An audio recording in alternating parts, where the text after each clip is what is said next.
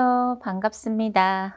오늘은 저번 시간에 이어서 두 번째 기본 진료 시간에 대해서 알아보도록 하겠습니다. 기본 진료에서 오늘은 침륜 마취, 전달 마취, 약제비에 대해서 알아보는 시간을 가져보도록 하겠습니다. 먼저 마취의 구성에 대해서 좀 살펴보도록 하겠는데요. 마취의 구성은 항상 세 가지가 세트, 묶음으로 다닌다라고 생각을 하시면 되겠는데, 먼저 마취 행위료가 들어가는 거, 그래서 침륜 마취인지 전달 마취인지 마취 행위료가 들어가는 게 있고요. 그 다음에 약제에 들어가는 리도카인이 여기에 들어간다라고 보시면 되고요. 그 다음 하나는 우리가 리도카인을 어디에 잘 보관하고 계시죠? 서랍에 잘 보관하고 계시죠? 그래서 서랍에 잘 보관하고 있는 의약품 관리료, 보관료를 주신다라고 보시면 될 것 같아요. 그래서 마취는 세 가지, 항상 마취 행위료, 약제, 의약품 관리료가 세트로 묶음으로 다닌다라고 보시면 되시고요. 그 다음에 마취의 산정 기준에 대해서 좀 살펴보도록 하겠습니다. 첫 번째는 이제 일회용 우리 마취 주사기 쓰는 거 있죠? 그리고 침 니들 이런 것들은 다 우리가 마취 행위료 안에 포함이 되어 있기 때문에 수가에 포함이 돼 있어서 별도로 산정이 불가하다라는 점 알아두시면 되고요. 두 번째 이제 우리가 좀 주의 깊게 보셔야 하는 게 동일 부위에 두 가지 이상의 마취 행위를 했을 때는 주된 마취 하나만 산정한다라는 기준이 있습니다. 그래서 마취 같은 경우에는 우리가 침륜 마취는 뭐 3분의 1학당 산정하고 전달 마취 같은 경우에는 2분의 1학당 산정한다라고 보실 수가 있는데, 이 전달 마취 2분의 1학당 산정하니까 10번대, 20번대, 30번대, 40번대 이렇게 들어갈 수 있거든요. 근데 10번대에 들어가는 우리가 전달 마취를 18번에 해도 그러니까 마취가 11번까지 된다라고 보시면 될 것 같아요. 네, 이 마취를 했을 때 11번은 침륜 마취를 하고 18번에 전달 마취를 하게 되면 전달 마취 범위 안에 들어가기 때문에 마취 행위는 하나만 준다라는 얘기예요. 그래서 동일 부위에는 두 가지 이상의 마취를 한다 하더라도 주된 마취, 여기서 주된 마취라고 한다라는 건 비싼 거를 얘기를 합니다. 그래서 수가가 비싼 거를 주된 마취에 들어가기 때문에 주된 마취 하나만 산정한다라는 기준이 있다는 거 기억하시면 되실 것 같고요. 그 다음에 가끔 우리가 도포 마취를 시행하는 경우가 있죠. 근데 도포 마취를 시행했다 하더라도 별도로 산정은 불가하다라는 거 알아두시면 됩니다. 그래서 마취를 좀 구별해서 설명을 드려보도록 할게요. 일단 치과에서 사용을 많이 하는 마취는 침륜 마취 우리가 들어간다라고 보실 수가 있고요. 그 다음에 전달 마취에서 두 가지를 많이 사용을 하는데, 침륜 마취 같은 경우는 치료할 치아의 주위 조직에 마취를 하는 것으로서 좀 많이 사용을 하죠. 그래서 전치, 구치 상관없이 다 사용을 할 수가 있다라는 거. 그리고 전달 마취는 우리가 2분의 1학당 산정한다라고 얘기를 했죠. 그래서 전달 마취 종류로는 후상치조신경 전달 마취, 하치조신경 전달 마취, 비구개 신경 전달 마취, 이신경 전달 마취 이렇게 여러 종류의 전달 마취가 있는데 각각에 대해서 한번 살펴보도록 하겠습니다. 먼저 후상치조신경 전달 마취는 상하계, 구치 부위에 우리가 마취를 할 때 사용한다라고 보시면 돼요. 그래서 상하계 주된 주신경 가지에 마취를 해서 우리가 10번대에 마취를 했다 그러면 18번부터 11번까지가 마취 범위 안에 들어간다라고 보시면 되실 것 같고요. 두 번째, 비구개 신경 전달 마취예요. 그래서 치과에서 많이 사용하지 않는 마취로 좀 생소하게 생각이 들어갈 수도 있는데, 우리가 팔라탈 부위에 비구개 신경이라는 데가 있는데 거기에 이제 마취를 하게 되면 주로 전치 부위에 우리가 구강외과나 치주 수술할 때 많이 사용을 한다라고 보실 수가 있고요. 그 다음에 하치조신경 전달 마취라는 게 있어요. 그래서 하악의 구치 부위, 아마 전달 마취로는 가장 많이 사용하는 게 하치조신경 전달 마취일 것 같은데요. 그래서 하악의 구치 부위의 주신경 가지에 마취를 해서 사용할 때 사용한다라는 거. 보통 우리가 유치 같은 경우에는 침륜 마취만 산정을 하도록 되어 있는데, 유치라 하더라도 하악의 D번 2번, 하악의 D번 2번 같은 경우에는 전달 마취가 가능하다라는 거 알아두시면 되고요. 그 다음 이제 마지막으로 우리가 이신경 전달 마취가 있어요. 그래서 하악의 4번, 5번 사이에 이신경이라는 데가 있는데 여기에 이제 마취를 하게 되면 마찬가지 전치 부위에 우리가 치주 수술이라든지 외과 수술을 할 때 여기에 마취를 하고 전달 마취를 진행을 할 수 있다라는 거. 그래서 전치 부위 같은 경우는 침륜 마취를 대부분 적용을 해요. 그런데 간혹 구강외과 수술을 한다든지 치주 수술, 플랩 서저리를 한다든지 이런 경우에는 전달 마취가 가능할 수가 있다라는 거. 그래서 하악의 전치 부위는 이신경 전달 마취를 사용을 하고요. 그 다음에 상악의 전치 부위는 전달 마취를 비구개 신경 전달 마취를 사용을 하고 있다라는 거 알아두시면 되실 것 같습니다. 차트 예제를 들어서 좀 설명을 드려보도록 할게요. 6월 5일 날 우리가 48번 치아를 익스트랙션해서 발치를 했다라고 되어 있죠. 그래서 내 발치가 임팩티드라고 되어 있어요. 매복된 치아를 발치를 한 경우이죠.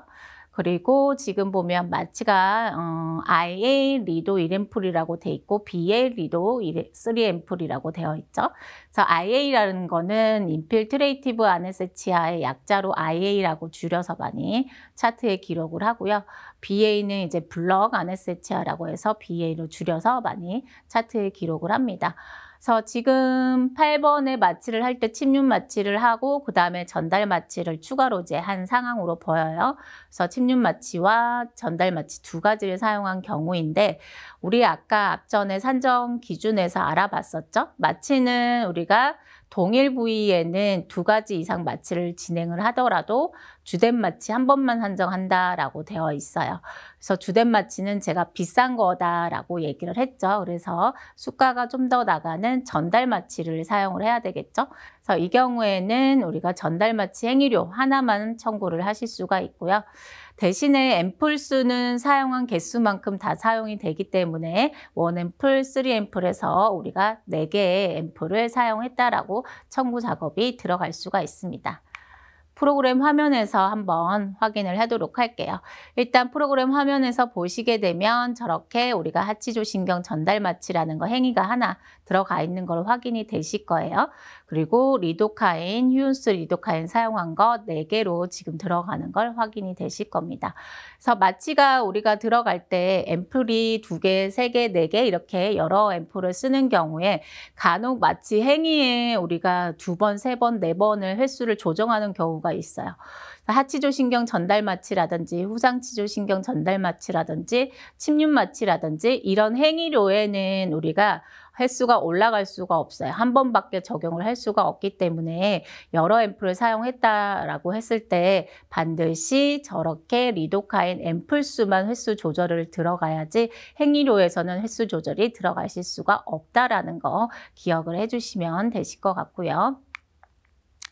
다음 차트 예제 한번 살펴보도록 하겠습니다. 5월 2일에 와서 우리가 32번, 33번을 이제 파절이 돼서 내원을 해서 발치가 들어간 상황이에요.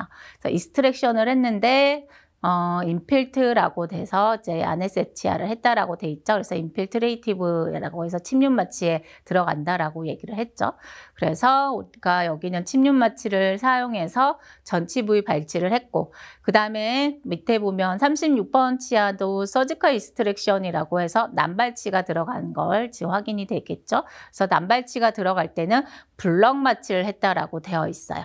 그래서 전치 부위에는 침륜 마취를 사용해서 발치를 하고 구치부는 전달 마취를 사용해서 우리가 지금 발치를 한 케이스죠. 그래서 위의 상황과 마찬가지 우리가 첫 번째 차트하고 마찬가지 같은 부위에 들어가죠. 전치부는 3분의 1학당 산정이고 우리가 보통 전달 마취 같은 경우에는 2분의 1학당 산정이기 때문에 그래서 2분의 1학당이라는 건 10번대, 20번대, 30번대, 40번대 이렇게 들어갈 수가 있겠죠. 그래서 같은 30번대 마취를 진행한 경우이기 때문에 이때도 전달 마취, 비싼 거, 수가가 좀 더 나오는 전달 마취를 사용을 해야 하겠죠. 그래서 전달 마취 산정을 하고 앰플은 몇 개를 쓸 수 있을까요?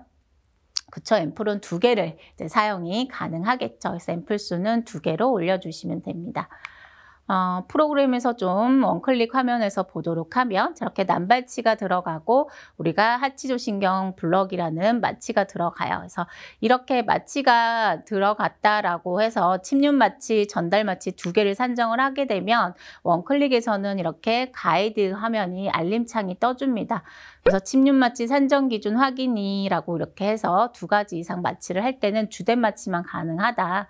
침륜 마취를 삭제하겠다라고 알려줍니다. 그래서 확인 버튼을 누르게 되면 이런 식으로 침륜 마취가 이제 삭제가 돼서 청구 작업에서 빠지게끔 되어 있어요.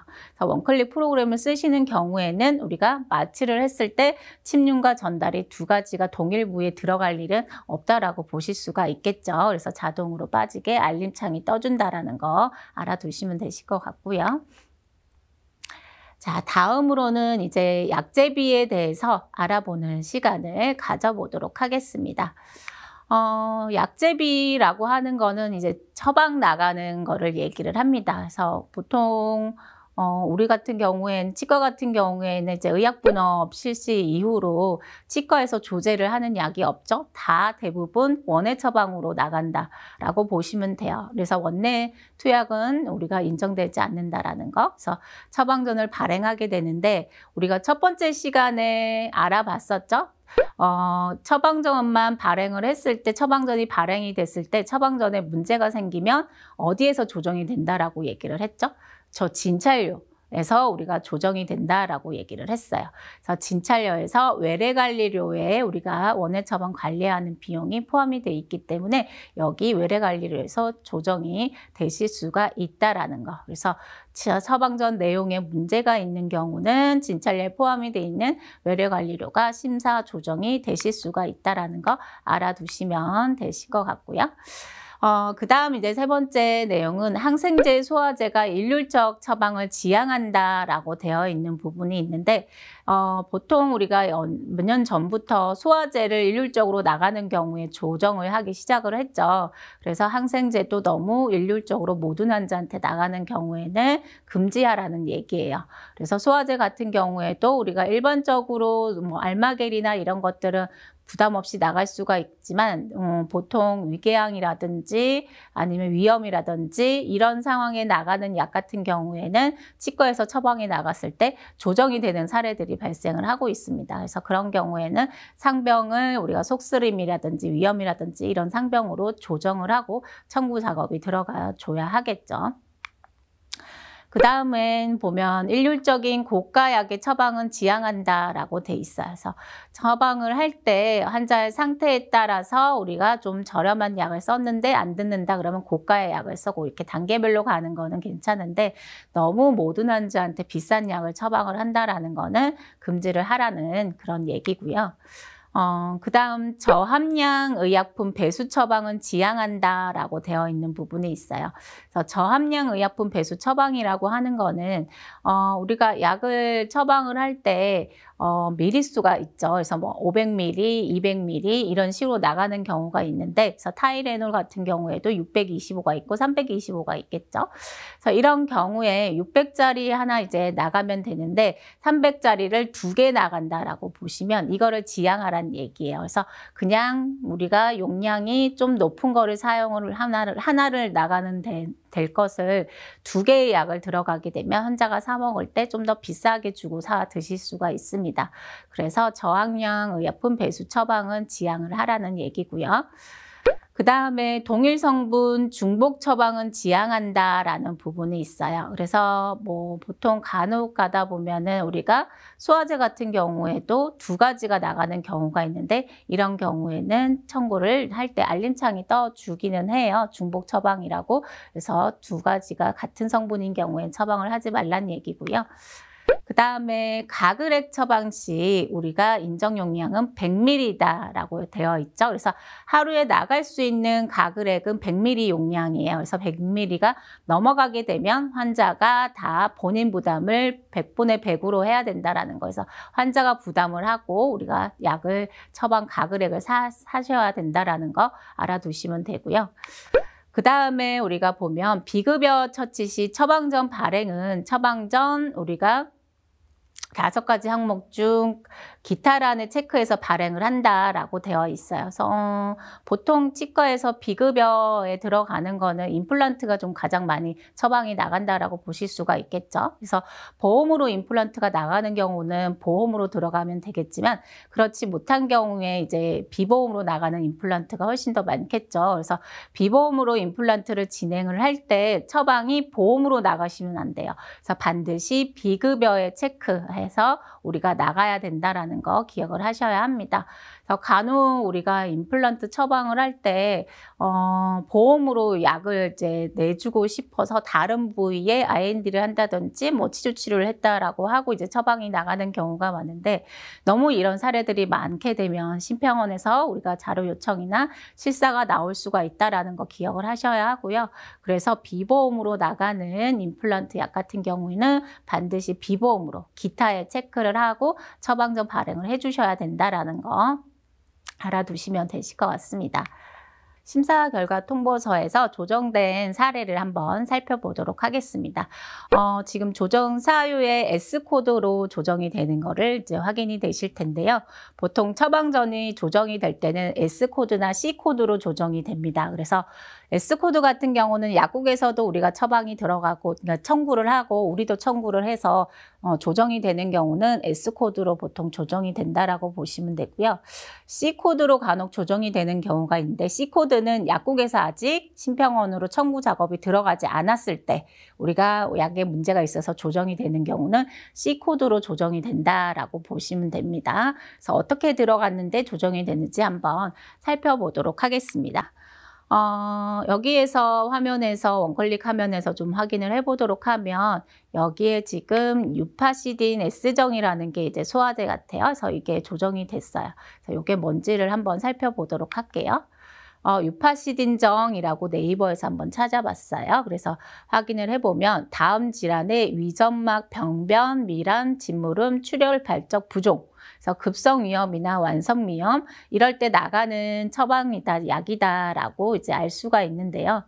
치과에서 우리가 처방이 나갈 때 이렇게 위궤양의 상황이라든지 위염의 상황에서 나가는 약들 같은 경우에는 반드시 상병을 바꿔줘야 되는 것들이 있습니다.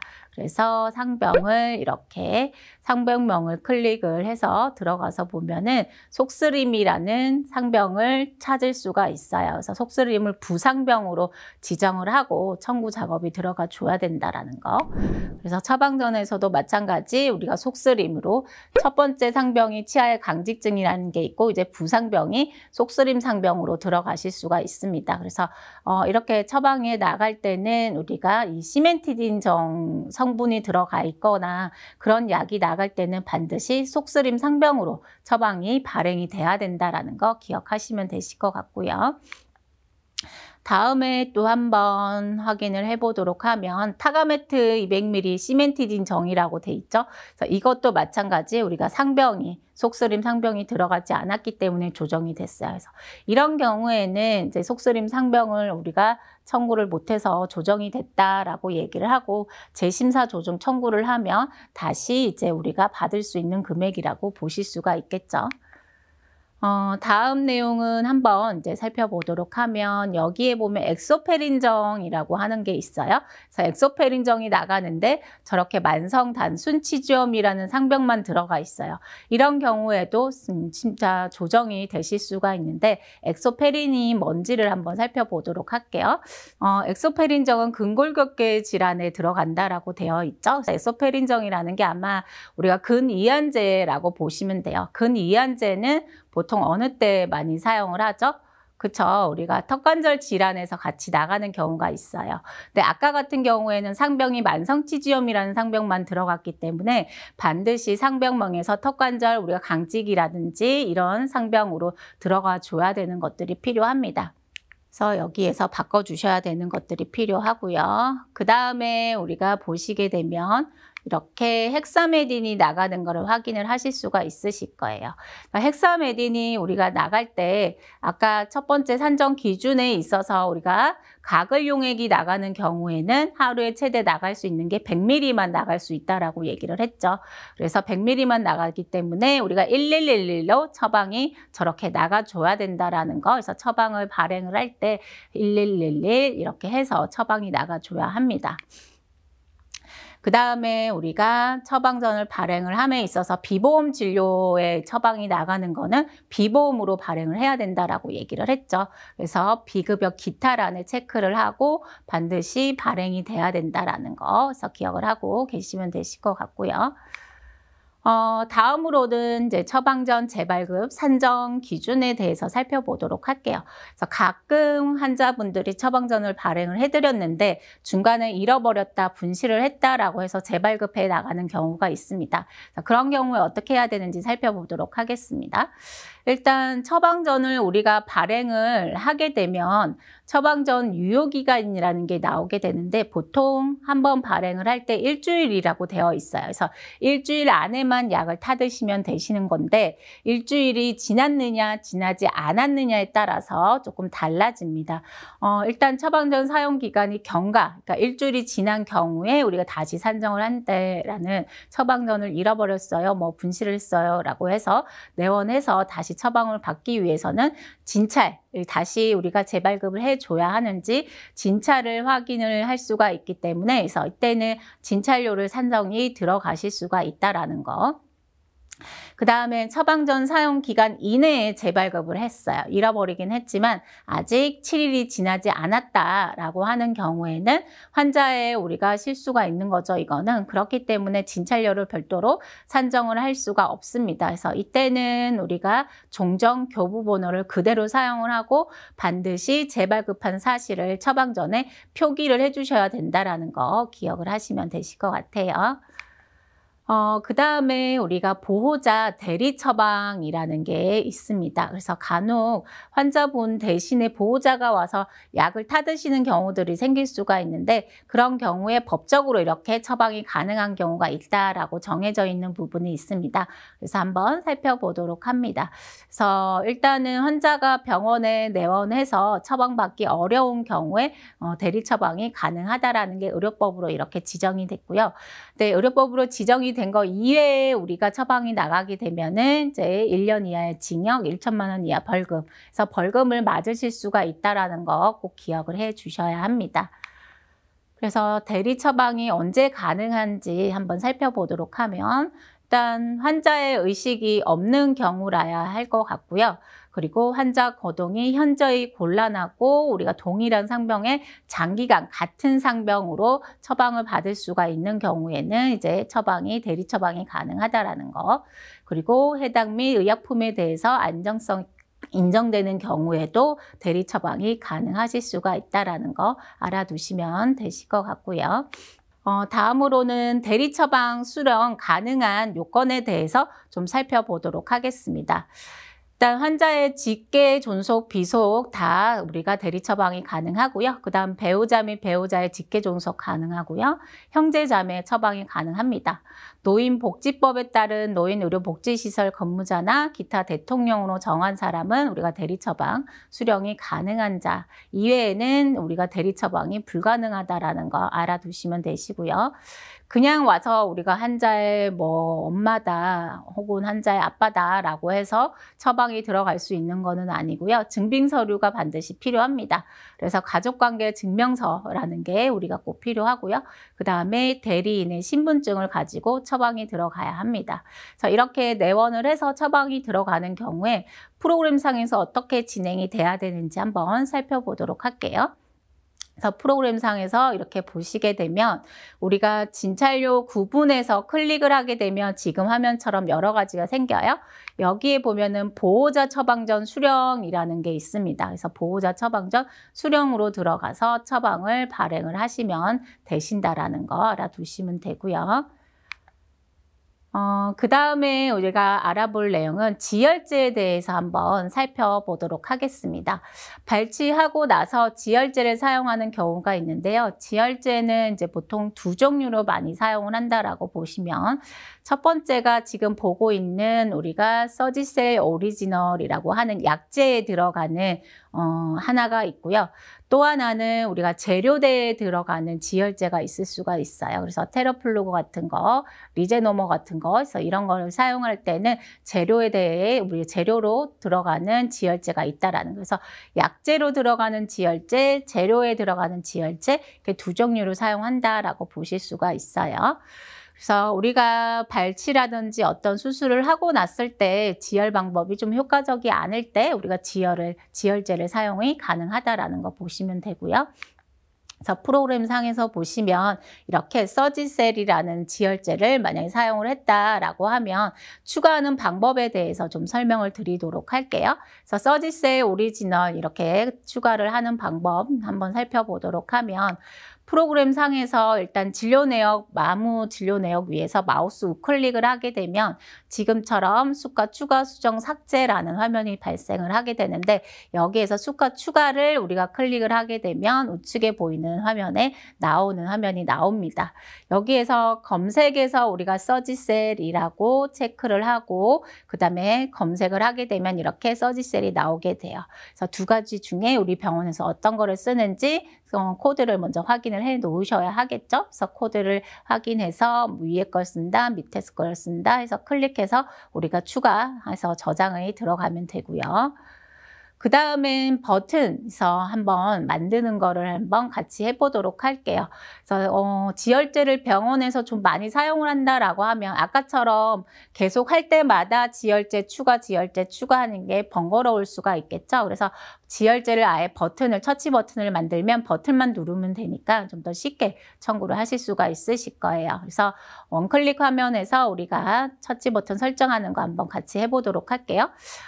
일단 터치 버튼 위에서 마우스 우클릭을 해주시면 되고요. 우클릭을 하게 되면 지금 보는 화면처럼 이런 화면이 떠주게 되는데, 여기에서 우리가 첫 번째로 할 거는 처음에 새로 만들기를 해주셔야 돼요. 그래서 버튼 새로 만들기를 해주셔야 하고요. 그 다음에 이름에 우리가 서지셀이라는 거 이름을 이렇게 기록을 해주시고, 그 다음에 수가 검색에서 우리가 서지셀 찾아주면 아까처럼 서지셀이 두 가지가 나오게 돼요. 그래서 우리가 어떤 거를 이제 저장을 할 건지 세팅을 할 건지 둘 중에 하나 선택을 해서 우리가 이렇게 클릭을 해주게 되면 왼쪽에 서지셀이 이제 들어가 있는 게 확인이 되실 거예요. 그리고 저장 버튼을 누르게 되면 이제 서지셀이라는 터치 버튼이 만들어져 있는 걸 확인을 하실 수가 있으실 겁니다. 그 다음에 우리가 테러플루그라는 거 한번 알아보도록 할게요. 그래서 아까 재료에 들어가는 지혈제가 테러플루그, 리제노머 두 가지가 있다라고 얘기를 했죠. 근데 이 두 가지는 뭐 100% 보험 산정이 될 수가 없어요. 그래서 우리가 보험 산정이 되도록 하는 거는 세 가지예요. 혈액 질환이라든지 발치 후 출혈이 계속되는 경우, 구강상악동에 누공이 되어 있는 경우에는 우리가 보험으로 지금처럼 본인 부담금 30%를 받고 진행을 할 수가 있겠지만, 이거 외에 진행이 되는 경우에는 우리가 본인 부담금 80%로 적용을 해줘야 된다라고 되어 있죠. 그래서 세 가지 외에 이 테러플루그가 이제 지혈제를 사용하고자 했을 때는 본인 부담률 80%로 적용한다라는 우리가 청구 방법을 사용을 해줘야 한다라고 보시면 되고요. 그래서 프로그램 상에서 어떻게 들어가는지 한번 살펴보도록 하면, 이제 요즘에 리제노머 좀 많이 사용을 하게 되는데요.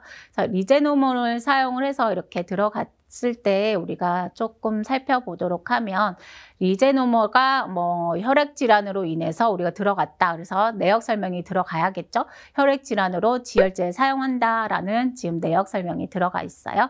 그렇게 해서 우리가 본인 부담 30% 적용을 하게 되면 수납에서 보면 이렇게 비용 처리가 돼요.